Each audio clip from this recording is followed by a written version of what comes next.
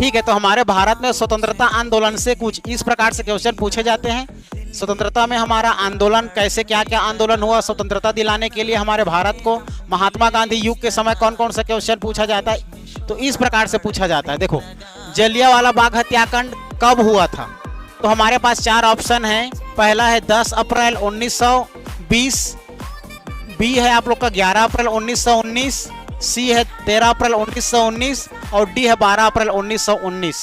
तो इसका हमारा सही उत्तर हो जाएगा जी 13 अप्रैल 1919। तो याद रखना 13 अप्रैल 1919 ये हमारे भारत का बहुत बड़ा एक नरसंहार था, जिसको हम लोग जलियांवाला बाग हत्याकांड के नाम से जानते हैं। तो जलियांवाला बाग हत्याकांड 13 अप्रैल 1919 को हुआ था। यह देखा जाए तो रॉयलेट एक्ट के विरुद्ध में हुआ था। एक प्रकार से रॉयलेट एक्ट 1919 में आया था, जो कि बिना वकील, बिना दलील और बिना अपील का एक नियम कानून था, जो भारत के लिए अच्छा नहीं था, है ना।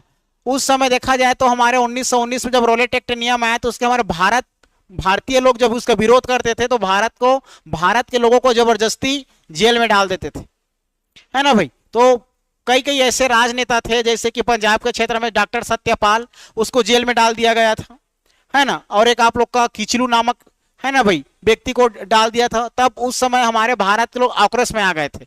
आक्रोश में आने के बाद फिर एक रॉयलेट एक्ट के अधिनियम के तहत एक सभा बुलाई गई अमृतसर में सभा बुलाई गई।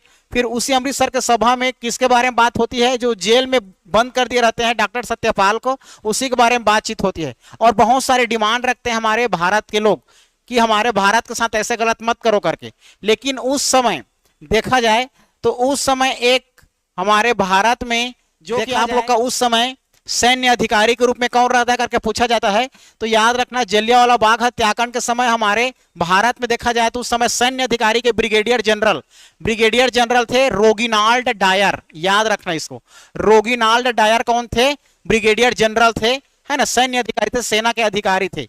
इसी ने पूरे सेना के द्वारा, फौज के द्वारा जो सभा बुलाई गई थी रॉयलेट एक्ट के लिए, है ना, उस पर पूरा क्या चला दिया, गोली चलाने का आदेश दे दिया गया, है ना भाई, गोली चलाने का आदेश दे दिया गया, जिसमें यह बहुत बड़ा नरसंहार हुआ, बहुत लोग के जाने गई और बहुत सारे लोग घायल हुए। ठीक है, कहा जाता है, माना जाता है कि लगभग उसमें 1500 लोग मारे गए जलियांवाला बाग हत्याकांड में। और कभी कभी सरकारी डाटा में कहा जाता है कि लगभग 379 लोग मरे, ठीक है, 379, और लगभग 1200 लोग घायल हुए, ऐसा माना जाता है।